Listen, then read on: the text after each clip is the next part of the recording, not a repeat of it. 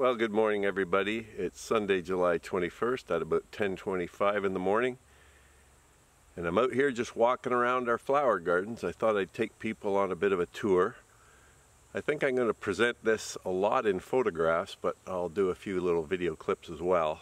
We have so many gardens and so many flowers, it's sort of hard to do video of all of them, but anyhow, we'll see how it goes.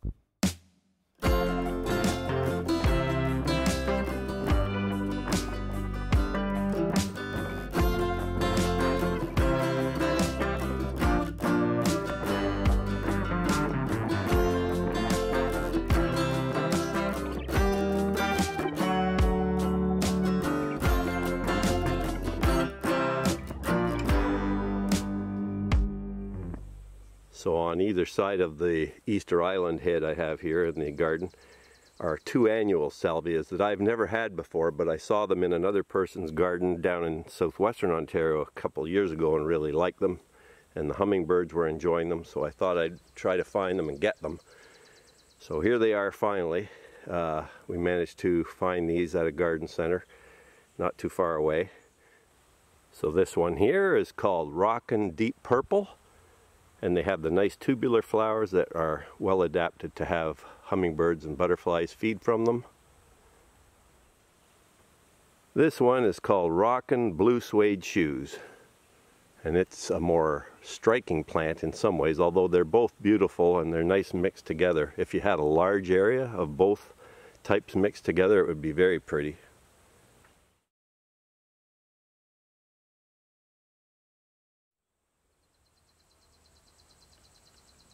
The bright bluish purple plants up front here are Victoria Blue Salvia. And they make a nice edging in front of the purple and red colored plants, I find.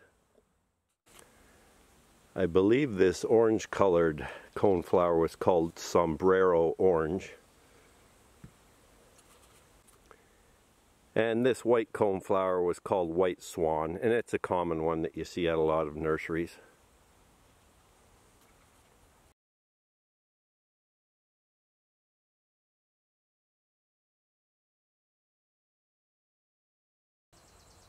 This large yellow plant here is a perennial that comes up every year. It's false sunflower.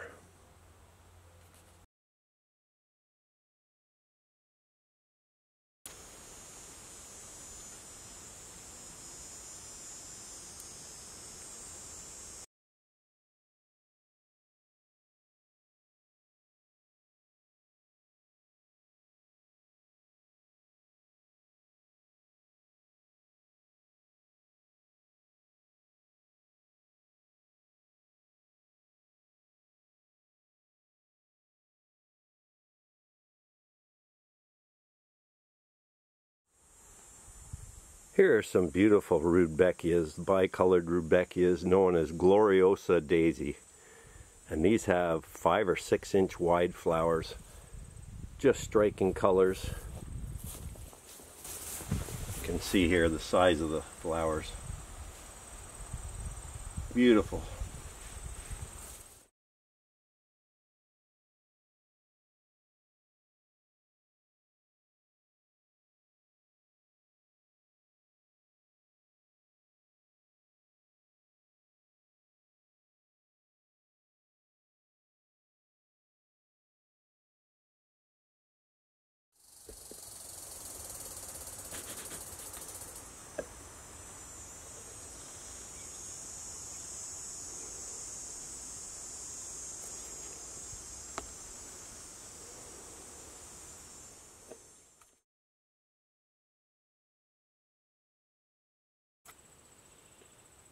These plants growing close to the ground, they're only about a foot high or so.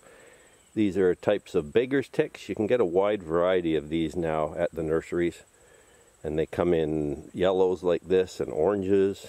And they have some nice pink ones. Actually, I'll show some of those later. I've got some in one of my gardens here. Just one of the common Jackmanii types of clematis with a nice rich purple color.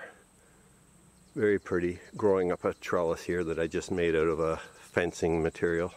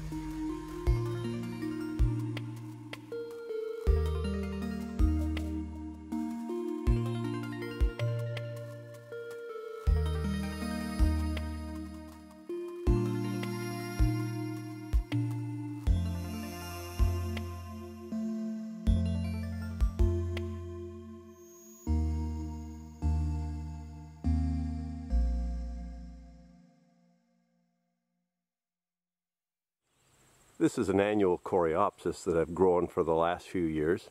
You can start them as seeds inside the house, or you can plant them directly in the garden. It's probably easier just to plant them directly in the garden after last frost.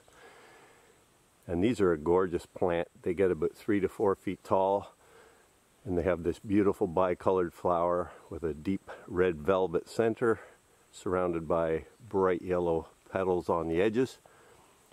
And they can take quite a bit of dry conditions as well, but they form a nice clump. This rudbeckia that you see here is called prairie sun. It's a very pretty flower with large simple flowers with few petals, and you can see the relative size here compared to my hand. They're a good 3.5 to 4 inches across, most of them.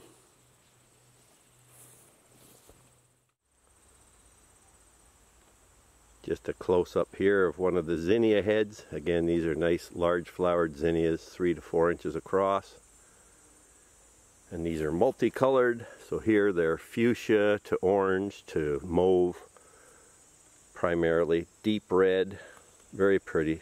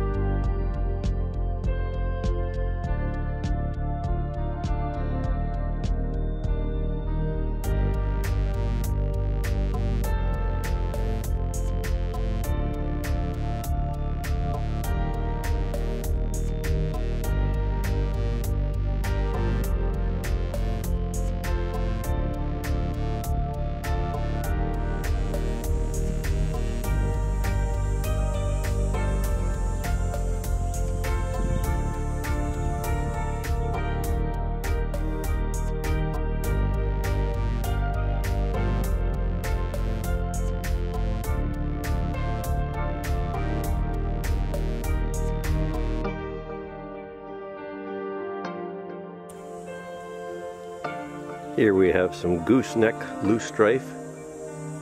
Creates these very interesting looking bent over spikes of flowers on the ends of their stems. The leaves look quite a bit like garden phlox, but totally different plant.